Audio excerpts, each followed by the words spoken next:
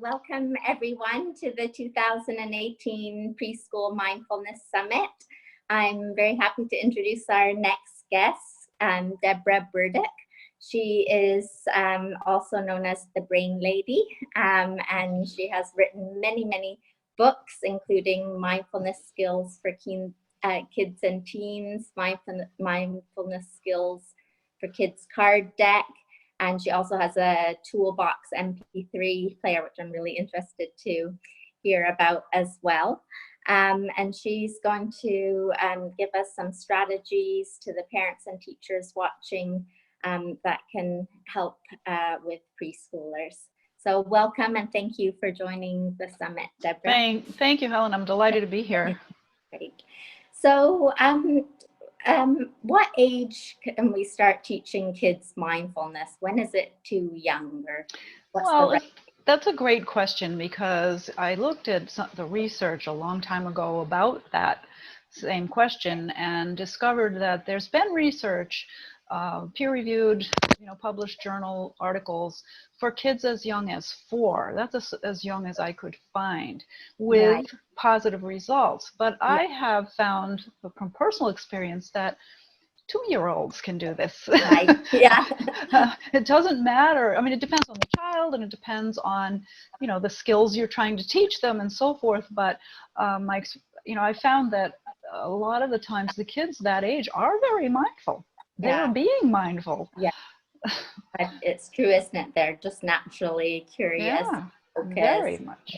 And in the moment. So, yeah. And I notice oftentimes with little kids, that they're doing something, they're playing with something, or they're totally immersed and mindful, focused, paying attention to that, and their parents going, Johnny, can you look at this? Johnny, what did Grandma say? Johnny, like, whoa, would you just let them be what they're doing? Right. Like, you're driving them crazy here. Let them be mindful. And we all do it. I do it too. And it's like, why do we do that? And especially in schools, I think, because they, have the timetables, and it's like, hurry up, finish that, and we have to do the next thing, and they're so engrossed in that area of play or something. So that's right. Yeah.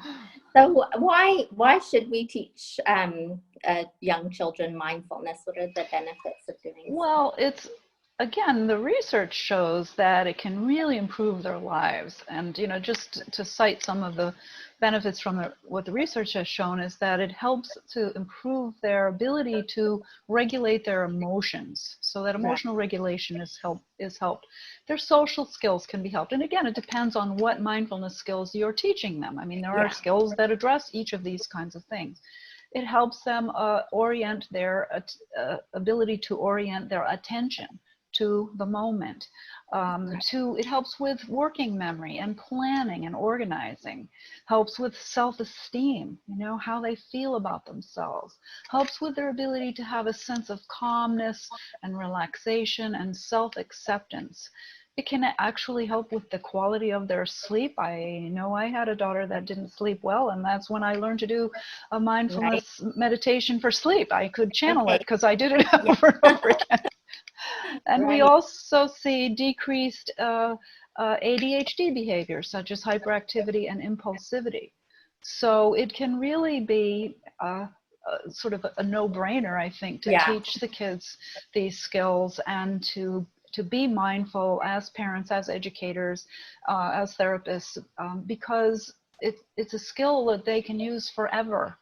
And it doesn't cost anything to use it, and it's with them at all times. And my experience with young kids, I've taught kids 2 and 3 years old. My youngest grandson is just turning 2, and he is delightfully mindful. He loves watching the birds. He loves watching the clouds. He loves just looking outside and watching. Maybe a truck will go by if he watches long enough. I don't know what he just loves to pay attention to his surroundings. And to be able to be with that child, and it's a pleasure as a grandmother, because I'm not having to hurry him, but to be able to let him be mindful. I think that's a gift that we give our kids.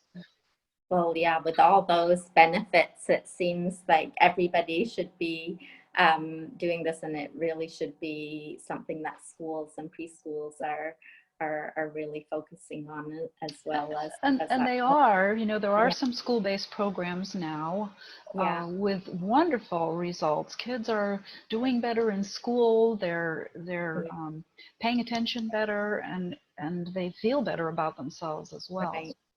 That's great.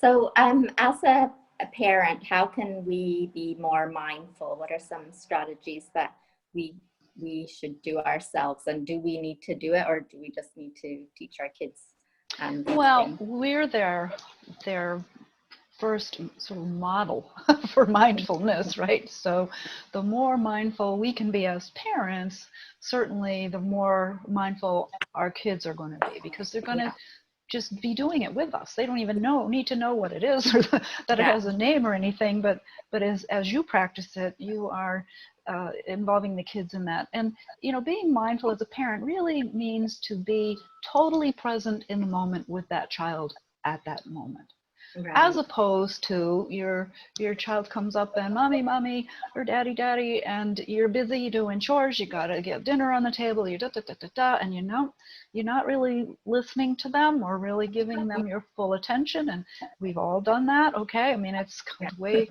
or we're on yeah, our cell phones, which is a pet peeve of mine, yeah, to not be there.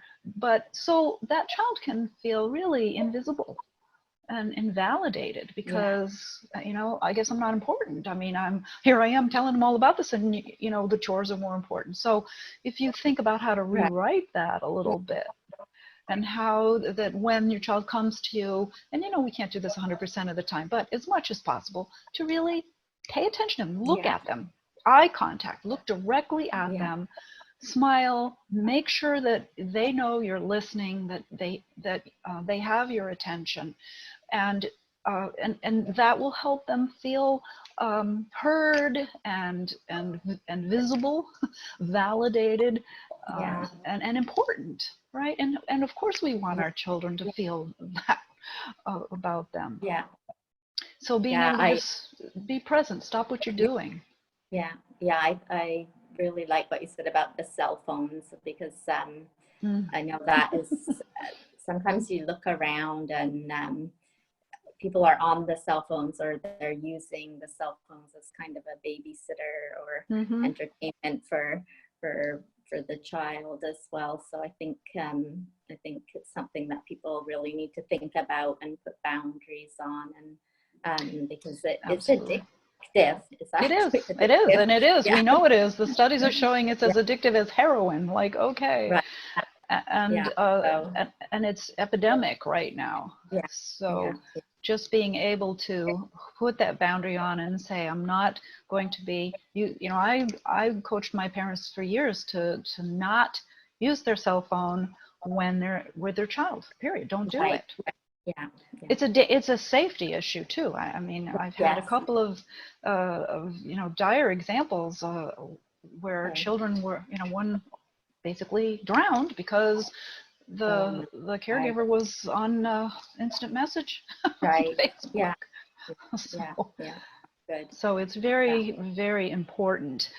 Yeah. So it's good for you as a parent, and it's good for your child. So as a parent, I think that you get a lot more pleasure out of your child when you can really be there with them. And you Yeah. all That. know this. Yeah. I'm not Yeah. telling anybody anything they don't Yeah. know. I mean, it's fun to Yeah. be with your child, and exhausting and frustrating at times too. I mean, let's be real, but Yeah. the more present you can be, the calmer you're going to be, and the more relaxed and less stressed you're going to be. To say, okay, Yeah. this is the time that I'm spending with my child. The laundry can wait.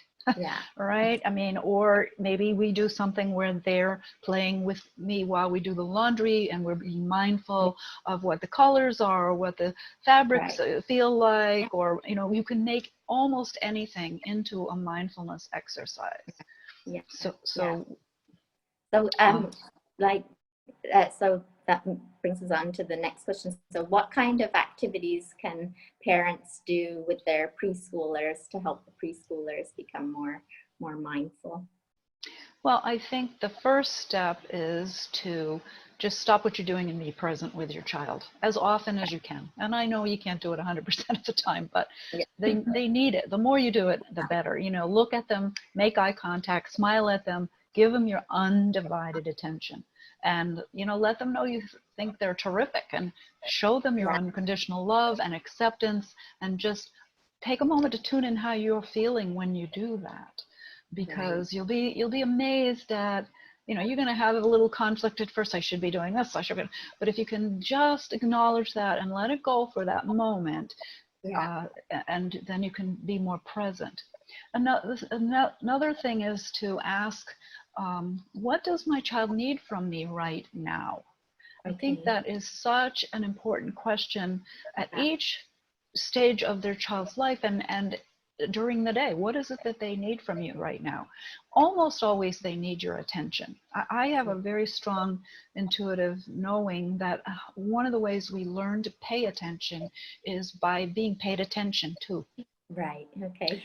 And that if we're not paying attention to our kids, they're missing that. We're not Right. training their brain to be Yeah. able to stay focused and to pay attention. So what do they need? What is, you know, how can I support their growth right now, their self-confidence, their ability to have healthy relationships, their ability to be a success in their life, and in this moment to get done what we need to get done, right? I mean, because we're always trying to get our kids out the Yeah. door, or whatever it is. Another step is to look at trying to see the world from your child's point of view. You know, try to Okay. remember how you felt when you were their age, and sometimes we Yeah. can't remember when we were preschoolers, but if you put yourself down on that level, and, you know, what do you see? Yeah. What's in front of you? Knees, right? I mean, Yeah. you're short. You don't see Yeah. the Exactly. global picture. Yeah. And to think about what stressors they have, that and many of them you may not have had to deal with when you were their age, and how it would feel to be them. So it starts to put you in an observer role, and, you know, you're being mindful of, you know, what they need from you Yeah. and what it would be like to be them. You know, it starts to Yeah. change your perspective a little bit. Right. Yeah. You can go so far as to write down your expectations for your child. I think this is a nice, uh, it it's gives you an insight sometimes to sit Yeah. down. Well, you know, what can you expect a 3-year-old to do? You know, Right. what is reasonable to expect? Are your expectations um, in line with their developmental Hmm. level, or Yeah. they're, you know, maybe they're behind a little bit, or whatever? Are your expectations in the child's best interest? You Okay. know, I Yeah. was last week of somebody who was, you know, kept yelling at her 3-year-old twin girls, beautiful little girls, and I'm like, why are you yelling at them? They're not, I didn't say it Yeah. because, you know, it's not my place in Yeah. that situation, but why are you yelling at them? They weren't doing anything Yeah. that needed yelling. Maybe to Right. say, hey, come over here, you know, we need to, you Yeah. know, but not to yell at Yeah. them. So, you know, I think Over. our Yeah. expectations might be out of Yeah. line. Right. And another step is, you know, part of mindfulness is non-judgmental, to be Hmm. able to accept without judging. This is hard. That's a hard step for all of us. Yeah. So being able to learn to accept your child exactly the way they are, just Right. unconditionally. Just Yeah. let them know you love them no matter what, even if you don't like their behavior right now, or, you know, they're doing something that isn't okay. They're already perfect. You just need to be able to get in touch with that truth, and Right. that's going to be a lot easier. You're going to have an easier time um, uh, guiding your child, as opposed to punishing or disciplining, but just what do they need Right. to be doing instead? What is it, and how are they? If they're a child that is really active, I mean, I'll give you an example of my grandson right now. He is very active, and he will Yeah. climb, and but he's very sure-footed, and he can climb up on the, he has since he was a year Yeah. old. Right. And my daughter has come to accept that he climbs, and Right. she's not yelling at him. She's making sure he's safe. But, you know, let's just accept who they are and keep them safe. Another piece of being mindful parent is to understand how your child is feeling. And, I'm a therapist, psychotherapist, so of course I talk about feelings all the time. Yeah. And it's important to be able to name the feeling, help the child name what they're feeling.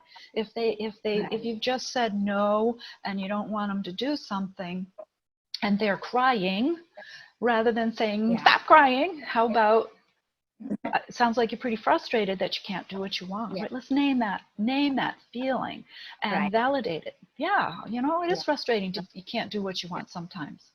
But how about if we change the channel? Let's find a different mindfulness skill to change the channel to a feeling that feels better. Right. So, and along with that is to avoid the trap of constantly telling your child what to do or how to do it. And I'm just as guilty as anyone. We all do it. My daughter will tell you that, I'm sure. Always was trying to guide her or share knowledge. I wasn't criticizing her, but she felt as though it was criticizing. So, let them learn by doing, and let them learn by, their lessons by the consequences of things, keeping them safe, obviously. But, even the best intentioned parent is telling them to do it a different way. Why don't you just see what happens when they do it this way? Yeah. Especially when they're toddlers. This is a time when they're exploring and they're learning. Their brain is, developing all kinds of neural circuits, and to just, stop telling them what to do all the time. How about let them direct themselves a little bit? They're going to be more self-directed, more self-confident, be able to initiate activities better, sustain their attention better if they've learned to do it, instead of you constantly tell them what to do instead. Then when correction is required, because it will be, okay. I'll be smooth sailing. To be mindful of how you do it, and to do it and make sure it comes out of love and awareness of what your child needs from you right now. So be clear, be firm, but be kind. And, you don't have to be raising your voice. There is a time when you need to raise your voice if the child is running out in the road and it's a dangerous thing. I mean, obviously, but for the most part, being mindful of yourself, how you're feeling inside, is going to help you be more mindful about how you're correcting. I was, it was a learning experience for me, but my daughter had ADHD and she was very intense with her emotions. She could go from one extreme to the other and really yell and scream at me, and I'd never been yelled and screamed at before. And I would yell back. I just didn't even know what to do. I hate you, she's screaming. And I didn't want to be yelling back. And I eventually figured out to just say, I'm sorry you feel that way, but I love you, and I'm going to go in the other room until we're both calmed down.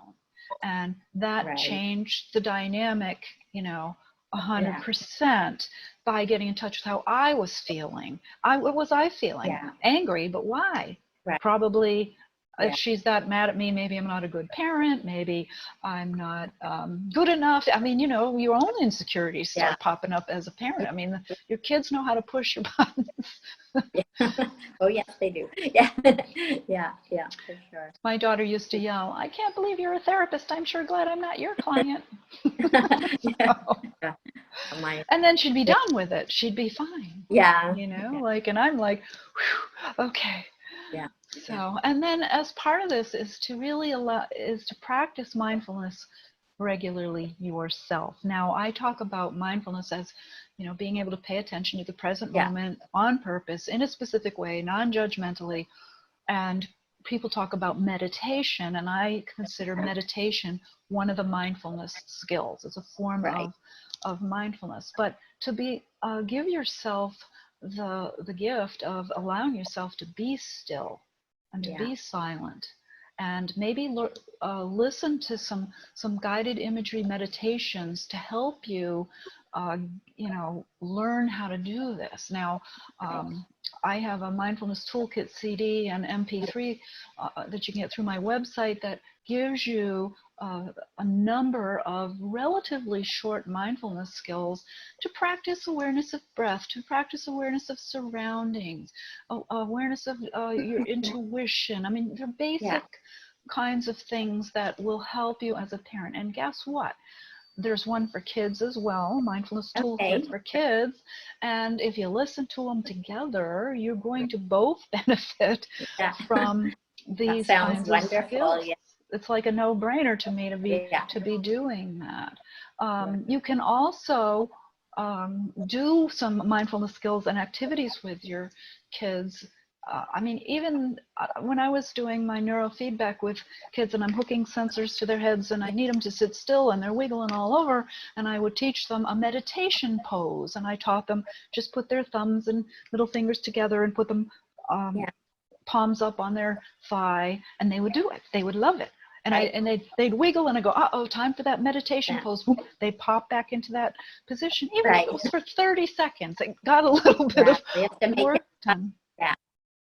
Right. So I Yeah. developed the Yeah. mindfulness skills for kids card game, Yeah. which has skills from my mindfulness skills for kids and teens workbook. It has 52 skills on it, and the kids can play games like Go Fish, except I call it Go Within, or Right. War, except I call it Peace Talks, Right. or Rummy, only I call it Go Mindful Rummy. But Right. the thing of it is when you win a hand, you get to do a skill on the card, so you're practicing the Okay. skill Ah, over and cool. over, and they're Yeah. delightful graphics and so forth. So when you're playing them with your kids, you're doing them too, and they're Yeah. doing them, and they're practicing it over and over again.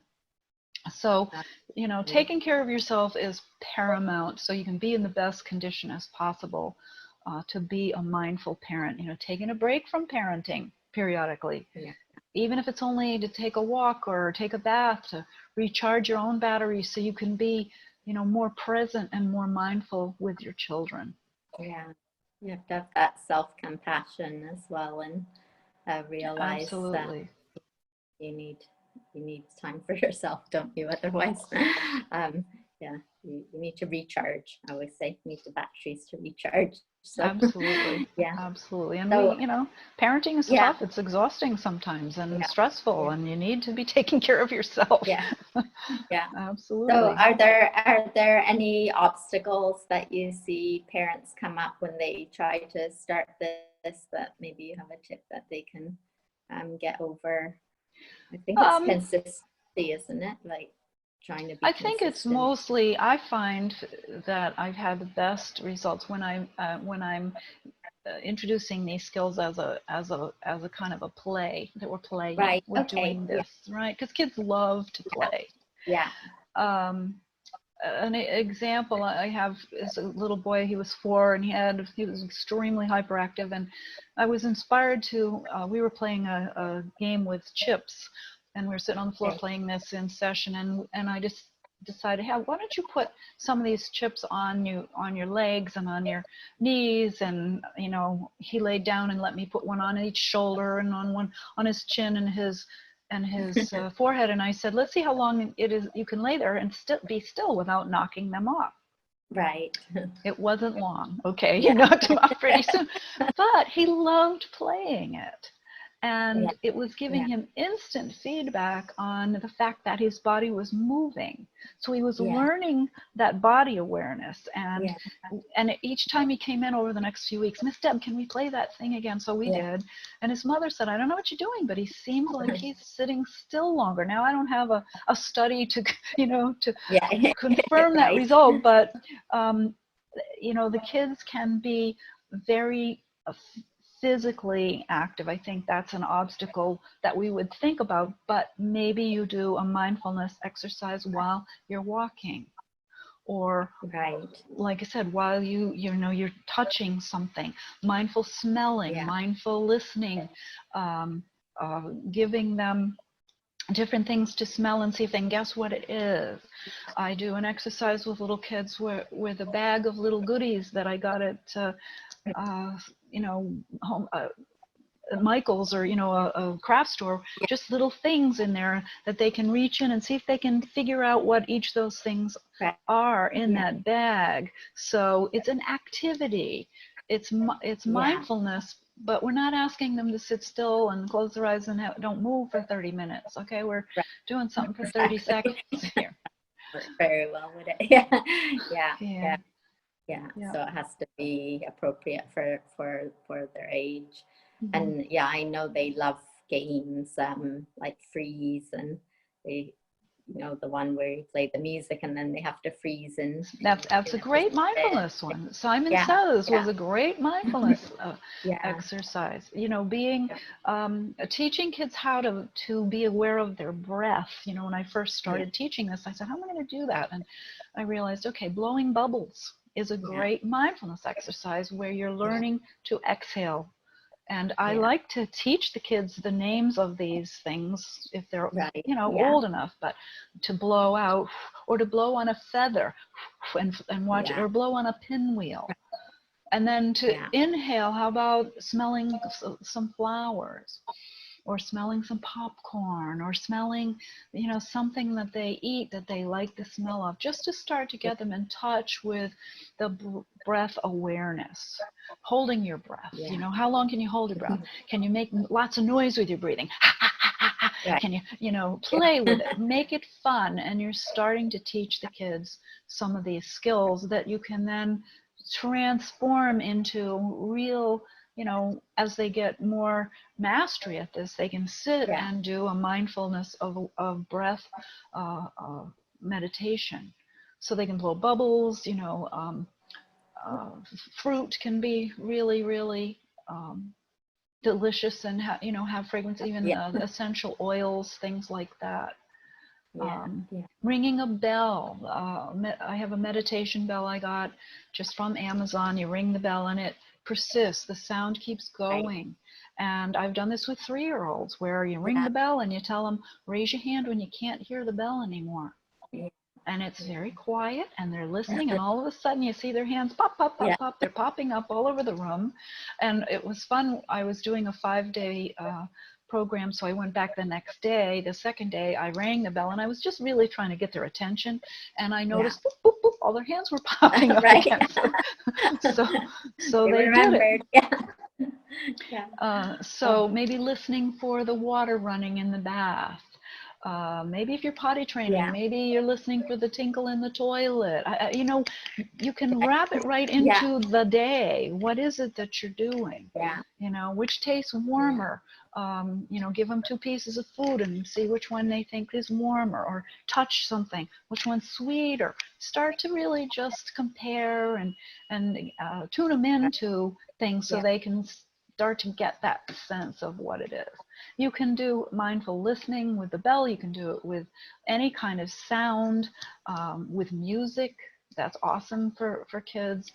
And the last skill I'd like to share is changing the channel.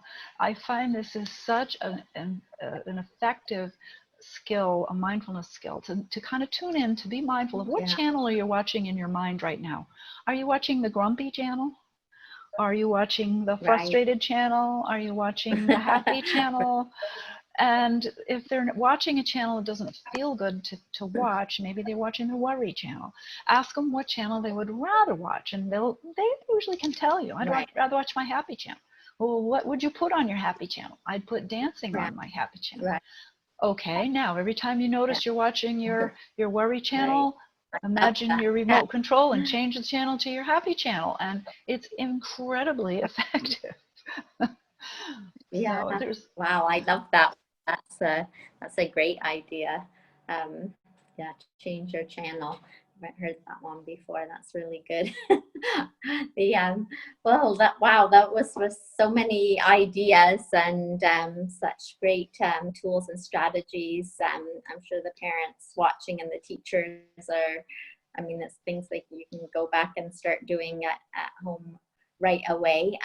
We'll have all the links to your books and your website, so if people want to get in touch with Debra or read, order her books, or the toolkit. That sounds really interesting.